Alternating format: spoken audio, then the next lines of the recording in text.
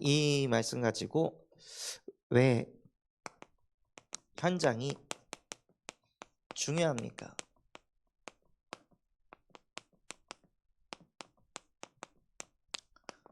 라는 제목으로 같이 예배하도록 하겠습니다. 우리가 신앙생활을 할 때 왜 현장이 중요할까요? 예수님께서도 이 땅에 오신 이유가 현장 때문에 오신 겁니다. 예수님께서도 이 땅에 그리스도로 오신 이유가 현장의 문제를 해결하기 위해서 이 땅에 오신 것입니다.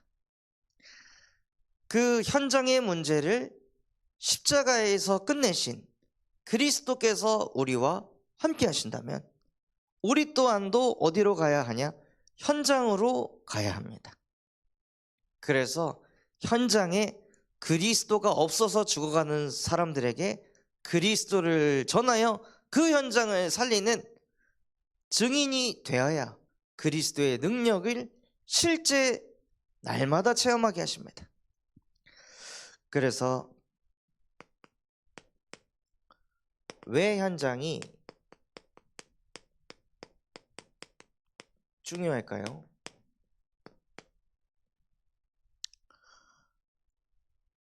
오늘 대학생 랩런트도 오게 되었는데요. 대학에서 제가 그 컴퓨터 정보과에서 원래 처음에 공부를 했습니다. 열심히 공부하고 현장 갔는데 안 맞는 거예요. 내가 그렇게 죽어라고 공부했던 내용들이 현장하고 하나도 안 맞으니까 현장 가서 털리면서 또 공부하는 거예요. 그러니까 대학의 이 공부가 그 대학에서 배운 것은 이미 10년 전에 했던 기술들, 그거를 배우고 현장을 가니 이건 뭐 다 새로 처음부터 공부를 다시 해야 되더라고요. 그래서 저를 이제 스카우트한 대표님은 아니 너 뭐 과대표도 하고 뭐 성적도 우수하고 그러는데 이것도 몰라? 이것도 안 배웠어? 그러니까 얼마나 무시를 하고 무시를 당해야 되는지. 그러니까 현장이 없이 공부를 하니까요 안 맞는 거예요. 복음도 마찬가지입니다. 하나님이 우리에게 복음을 주신 것은 이 성경책을 책상에서 펴서 계속 마르고 닳도록 읽으면서 하나님이 누구신가, 어떤 분이신가, 이거를 책상머리에 앉아가지고 계속 곱씹을 하고 주신 것이 아닙니다. 우리에게 주신 말씀을 가지고 나라는 현장에 적용을 하고, 또 우리 가정이라는 현장에 적용하고, 학교라는 현장에, 또 일터 현장에 적용해서 진짜 인간의 문제가 하나님 떠난 근본의 문제가 맞구나, 인간은 하나님과 함께하지 않으면 이렇게 불행하구나, 이것을 현장에서 직접 보고 발견하고 체험하라고 주신 것입니다. 그래서 현장이 너무나도 중요한데요, 이 사단의 전략을 깨달아야 합니다. 사단의 전략이 무엇이냐면요, 에베소서 2장 2절에서 3절입니다. 공중권세 잡은 자, 이 세상 통치자 악의 영들을 따라다니는 거예요. 그냥 이 세상 풍조를 따라가는 거예요. 복음이 뭐냐? 교회 다니는 거 라고 사람들이 잘못 깨달았습니다. 수많은 사람들이 그냥 공예배 열심히 가면은 복음이라고 착각하는 거예요. 새벽 예배 열심히 가고 공예배 열심히 가고 뭐 교회에서 헌신봉사 열심히 하면은 마치 복음이라고 착각을 하는 거예요. 하나님께서 우리에게 주신 예수 그리스도의 복음은 생명입니다. 생명은 뻗어가야 됩니다. 뻗어가지 않는 물은 어떻게 됩니까? 흐르지 않는 물은 어찌 됩니까? 성경에 갈릴리라는 바다가 나옵니다. 그리고 사해라는 바다가 나옵니다. 둘 다 바다입니다. 해라는 단어가 붙은 바다잖아요. 둘 다 바다인데요, 갈릴리 바다는 물이 어디로 흐르냐? 요단강으로 흘러요. 그리고 요단강에서 또 흘러나와요. 그래서 갈릴리 바다는 물이 계속 순환합니다. 그런데 사해는 요단강에서 물이 들어옵니다. 그리고 흘러가는 데가 없습니다. 그러면 어떻게 될까요? 계속 태양을 받으면 고여있는 물은 어떻게 될까요? 증발하면서 소금이 남습니다. 물이 계속 흘러야 되는데 증발해서 소금이 계속 남으니 그냥 바다보다 사해는 8배, 9배가 짭니다. 그래서 이 바다에는 물고기가 못 사는 거예요. 똑같이 생명이 들어갔는데요, 흐르지 않으니까 이 사해에 들어가면 다 죽는 겁니다. 나에게 주신 복음이 나를 넘어서 다른 현장에 뻗어가지 않으면은요, 그 복음은 반드시 나를 고이게 만들고 나를 짜게 만듭니다. 그래서 사람들이 다가가기 힘든 사람이 됩니다. 아니, 교회를 다니면 다닐수록 더 많은 사람이 살아나야 되는데 이 복음이 뻗어가지 않으면은요, 사람이 점점 고여서 이상해집니다. 그래서 아니, 교회 다니는 사람들이 왜 더 저래? 정말로 깊이 보면은요, 그 사람은 전도 현장이 없을 것입니다. 그게 사단의 전략이라는 거예요. 하나님께서는 우리에게 예수 그리스도의 복음을 주셨는데 그 복음은 나를 살리는 것을 넘어서 전 인류를 구원하기 위한 예수 그리스도의 복음입니다. 세계를 복음화시킬 능력의 복음입니다. 그 복음을 우리에게 주셨는데 우리가 베드로처럼 주여 여기가 좋사오니 우리가 여기다 초가집을 짓고 우리가 여기서 함께 사십시다. 왜 그럴까요? 베드로는 여태 늘 불안했거든요. 늘 고기도 제대로 못 잡고 사람들에게 무시당하고 판단당하고 조롱당하던 그런 인생을 살았는데 내 옆에 예수님이 딱 계시니 아무도 나를 판단하지 않고 정죄하지 않고 사람들이 나를 우러러보니 그게 너무 좋은 거예요. 그래서 주님, 더 이상 딴 데 가지 마시고 그냥 저랑 여기 같이 계시죠. 완전 그게 사단의 전략입니다. 예수님께서는 베드로 한 사람을 위해서 오신 게 맞지만 베드로만을 위한 그리스도가 아닙니다. 베드로와 함께 하시면서 세계를 복음화하려고 이 땅에 오신 것입니다. 그래서 이 사단의 전략을 깨달아야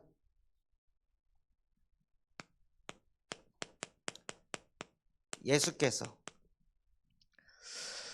그 사단의 전략을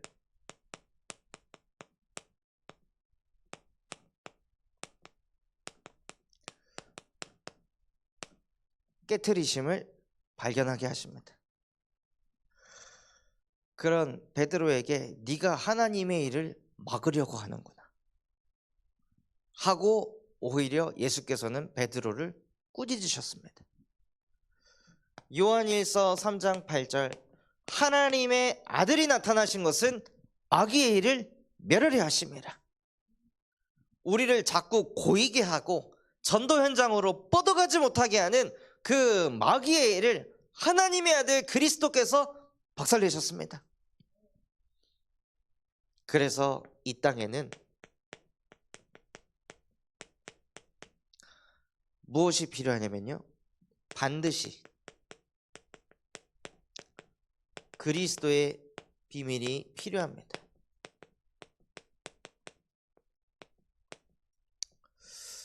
어제도 현장에서 한 분 만나가지고 팀 사역을 하는데 목사님, 너무 평탄해서 그런지 집중이 잘 안 됩니다.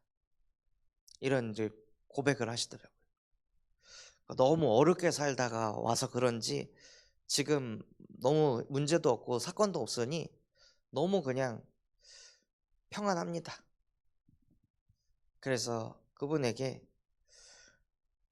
저희가 처음에 문제를 통해서 그리스도를 만났지만 진짜 우리가 그리스도를 만나고 그 그리스도가 누구신지, 그리스도는 무엇을 하길 원하신지를 깨닫게 된다면 나의 문제 해결을 위한 그리스도가 아니라 내 문제는 해결되지 않아도 나는 그리스도를 위해 살고 싶다. 그래서 그리스도께서 하시고자 하는 일이 무엇이냐? 그리스도의 복음을 못 들은 사람에게 이 복음을 전하는 것입니다. 그래서 이 복음을 전해야 되니까 영적으로 깨어 있어야 되고, 이 복음을 전해야 되고, 그 사람을 만나서 메시지를 전달해야 되니 나도 모르게 집중하게 되고 기도하게 되고, 그러다 보니 저 사람을 살리려고 했는데 사실은 내가 살아나는 것입니다. 그래서 전도는 남을 살리는 게 아니라 나를 살리는 겁니다. 그랬더니 그분에게 전달이 되게 하셔서, 진짜 사명을 가져야 되는데 사명이 없이, 전도 선교 현장이 없이 그냥 다니니까 자기도 모르게 이렇게 되어버린 것 같다고. 그런 이제 포럼을 하시더라고요. 그래서 현장이에요, 훌륭한 사람이 많습니다. 훌륭한 사람이 많은데 현장에 누가 없냐? 그리스도의 전문가가 없습니다. 이게 무엇이냐? 이것이 세상의 문제입니다. 오늘 제가 전하는 이 말씀은 1차 합숙회에서 교재로 쓰임 받는 7번째 메시지입니다. 저는 이 메시지에 300% 공감합니다. 현장에 훌륭한 사람은 많은데 그리스도의 전문가가 없습니다. 이 뜻은 무엇이냐? 그리스도인도 많습니다. 그런데 어떤 문제를 눈앞에 가져다 줘도 그 사람에게 그리스도를 말할 수 있는 전문가가 없다는 거예요. 오늘도 현장에서 암이 걸려서 암 수술을 하고 이제 방사선 치료를 이제 받다가 후유증으로 인해 또 피부 조직에 또 화상이 생기고, 그로 인해서 엄청 힘들어하고 있는 현장에 또 복음을 전하러 갔습니다.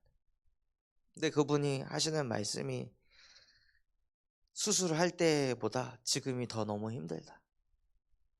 화장실 한 번 왔다 갔다 하는 것도 너무 힘들고, 막 마음이 너무 답답하고 허리도 아프고 계속 누워 있어야 되니, 다리를 제대로 못 움직이니 너무 답답하고 힘이 든다고.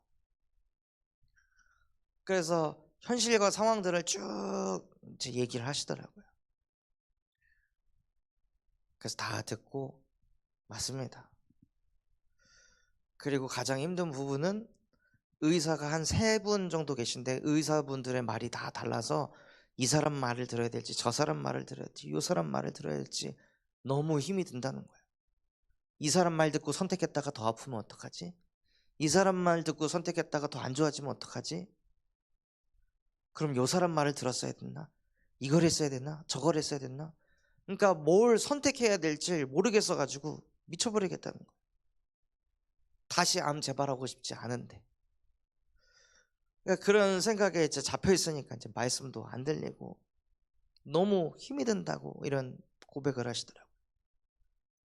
그래서 다 듣고, 성도님, 원래 인간은 하나님의 형상으로 창조됐습니다. 인간은 전능하신 하나님의 말씀을 듣고 사는 존재입니다. 불완전한 의사의 선생님의 말에 힘을 얻고 답을 얻고 위로를 얻으려고 하는 게 아니라 전능하신 하나님의 말씀을 언약으로 붙잡을 때 인간은 평안합니다. 그래서 지금 이 시간 하나님의 말씀이 안 들리고 자꾸 현실을 쳐다보고 상황을 쳐다보고 사람 말에 끌려다니도록 만드는 이 뱀의 머리를 여자의 후손 대신 예수 그리스도의 이름으로 박살내 주시옵소서 하고, 지금 당신에게 그리스도가 필요합니다. 그러면서 정말로 이 질병이, 이 고난이 지금 당신의 인생 속에 끝이 나지 않았는데 하나님은 당신에게 질문하십니다. 너는 나를 누구라 하느냐? 반복되는 문제가 있는데 너는 나를 누구라 하느냐? 분명히 하나님과 함께하고 예배도 하고 기도도 하고 많이 했는데 질병이 치유가 안 됐는데 너는 나를 누구라 하느냐? 지금 당신에게 답이 나와야 합니다. 내 문제 안 끝났는데, 내가 가진 질병 문제 여전히 나를 괴롭히고 힘들게 하고 나를 무너지게 하는데, 내가 믿는 예수는 그리스도이시며 지금도 살아계신 하나님의 아들이십니다. 나와 상관없이 예수는 그리스도입니다. 내 문제 해결되는 것과 상관없이 예수는 그리스도이셔야 됩니다. 그래야 진리인 것입니다. 내 수준, 능력, 상태와 상관없이 주는 그리스도이시며 살아계신 하나님의 아들이십니다. 이것을 깨닫는 게 복음을 정말로 깨닫는 것입니다. 수많은 사람들이 자기 문제 해결되면 역시 예수는 그리스도 모든 문제 해결자라고 하는데, 진짜 문제가 해결이 안 돼도 예수는 그리스도 모든 문제 해결자라고 말할 수 있어야 그게 증인입니다. 베드로가 예수님 만나서 부자가 됐습니까? 베드로가 성공하고 나서 전도했습니까? 베드로는 여전히 무시당하는 상태인데도 예수는 그리스도라고 복음을 증거했습니다. 근데 수많은 사람들이 착각합니다. 내가 어느 정도 위로 올라가야 복음을 전할 수 있다고, 어느 정도 응답을 가져야 복음을 말할 수 있다고 자꾸 속는 거예요. 우리의 응답은 무엇입니까? 예수 그리스도의 이름으로 구원받았다는 게 우리의 응답입니다. 예수 그리스도의 이름으로 지금 성삼위 하나님께서 나와 함께 하신다, 이것이 믿어지는 게 응답입니다. 말씀이 안 들리던 내 영적 상태가 예수가 그리스도가 돼서 하나님의 말씀이 들리는 그 자체가 응답인 거예요. 근데 무슨 증거를 더 가져야 증인이라고 말할 수 있는 겁니까? 사단이 자꾸 속인다니까요. 육신적인 축복을 더 많이 받아야 더 큰 전도운동 할 수 있다고 속입니다. 그 무디 목사님은 뭐 얼마나 더 가졌기 때문에 그 전도운동을 일으켰던 걸까요? 진짜 중요한 것은 그리스도의 전문가가 없다는 것입니다. 전도운동 하다가도 사람들이 이 문제 저 문제 온갖 문제 가져다 주면 그리스도를 전하려고 하다가 공감하다 그냥 끌려갑니다. 복음은 말도 못하고 그냥 같이 울어주고 끝납니다. 우리는 억만 가지 문제를 가져다 줘도 이것은 하나님 떠난 근본 문제, 그래서 당신에게 오직 그리스도가 필요하다, 이것을 전하는 전문가가 되시기 바랍니다. 그래서 전도는요, 하는 게 아니라 되어지는 것입니다. 전도는 흑암 가운데 있는 사람에게 빛을 비추는 겁니다. 그렇다면 흑암 속에 있는 사람은 뭘 보고 옵니까? 빛을 보고 오게 되어 있습니다. 빛 대신 그리스도가 내 안에 충만히 임하면은요, 오게 되어 있습니다. 제가 대학 생활할 때 다른 친구들보다 1시간 학교를 먼저 가서 나는 요셉이다, 그래서 나는 남들보다 더 일찍 와서 청소하고 학과 사무실 청소를 싹 다 해놓고 거기에 앉아서 기도 수첩하고 말씀 묵상하고, 또 우리 학과 임원들 놓고 기도하고 교수님 놓고 기도하고, 또 반 안에 시달리는 애들 이름 적어놓고 기도하고, 그걸 그냥 계속 매일 하는 거예요. 그거를 매일 지속하니까요, 하나님께서 정말로 신기하게 복음 들을 애들을 붙여주시는 거예요. 처음에 누구를 붙였냐? 목사 아들인데 맨날 학교 끝나면 나이트클럽 다 가는 완전 날라리 선배였는데요. 와가지고 나이는 제가 더 많아서 형님 사실 저 목사 아들입니다. 근데 말씀은 안 들리고요. 계속 주말만 되면은 교회는 안 가고 클럽 돌아다니면서 여자 꼬시러 다닌다고. 근데 마음이 너무 공허하다고. 어떻게 해야 될지 모르겠다고. 먼저 얘기하는 거야 갑자기. 그래서 자기 상태를 다 얘기하니까 그 공허함이 어디서 왔는지 설명해주고, 그 공허함은 너도 해봤지? 아무리 이쁜 여자, 몸에 좋은 여자 만나도 공허함 채워지더냐? 안 되지 않냐? 아무리 술 퍼마셔도 공허함 채워지더냐? 술 깨고 난 다음에 더 허무하지 않냐? 인간은 하나님을 만나야 돼. 목사 아들도 하나님 만나야 돼. 그래서 하나님 만나는 유일한 길이요 진리요 생명 되시는 그리스도를 통하지 않으면 하나님 만날 수 없다 하고 그 친구에게 복음을 전하고 예수 그리스도를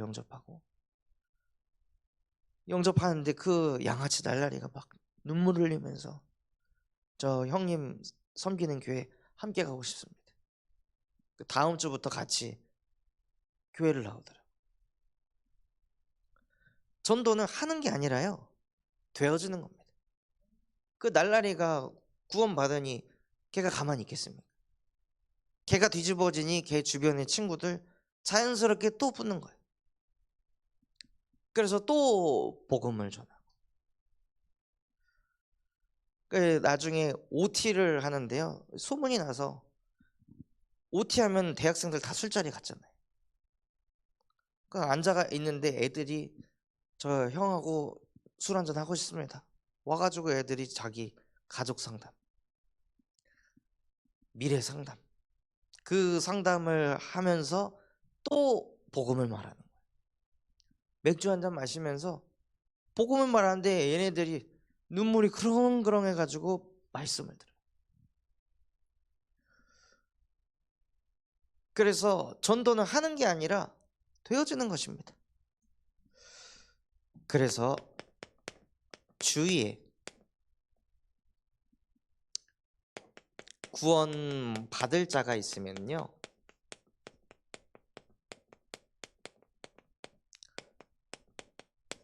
뭘 할 수 있어야 됩니까? 너 우리 목사님 한번 만나볼래? 이게 복음 전하는 거 아니잖아요. 너 우리 교회 한번 와볼래? 이거 복음 전하는 거 아니잖아요. 내 주변에 구원받을 자가 있으면 내가 설명할 수 있어야 합니다. 이게 준비되어 있는 게 전도를 하는 겁니다.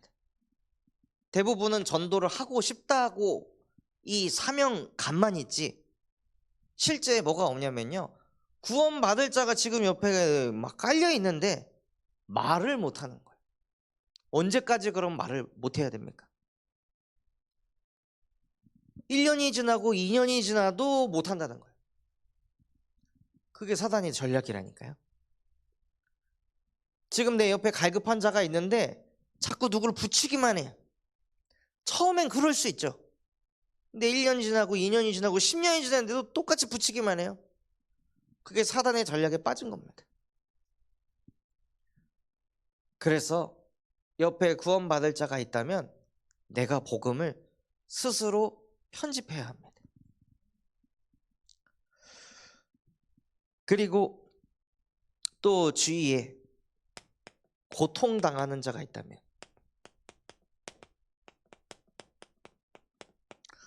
그 사람에게 뭘 전달할 수 있어야 하냐면요, 불신자 상태,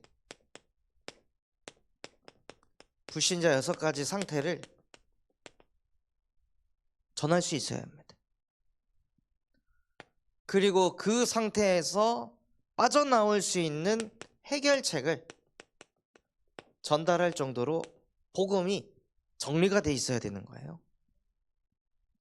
그게 전도를 하는 겁니다. 만나가지고 막 영접을 시키려고 하기 이전에 가장 먼저 구원받을 자가 있으면 나는 복음을 어떻게 전할까? 이 사람에겐 복음을 어떻게 전할까? 하고 묵상하고 기도하면서 복음을 전하는 거예요. 전할 때 그 사람이 고통 속에 있다면 그 고통이 올 수밖에 없는 불신자 6가지 상태, 인간이 가진 근본의 문제, 그 문제를 해결하신 그리스도를 증거하는 것입니다. 그리고 이것을 나 혼자 하는 것이 아니라요, 주위에 충성된 자,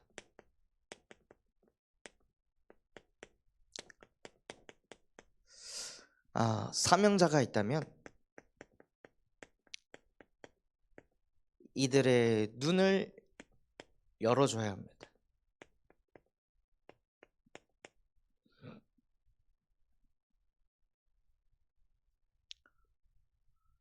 그래서 저희 교회에 이제 새로 오시게 된 한 가정의 권사님이 올해 저희 교회가 다락방 100곳을 두고 기도를 하는데, 이분은 목사님, 저는 2곳을 하겠습니다 하고 기도 제목을 잡은 거예요.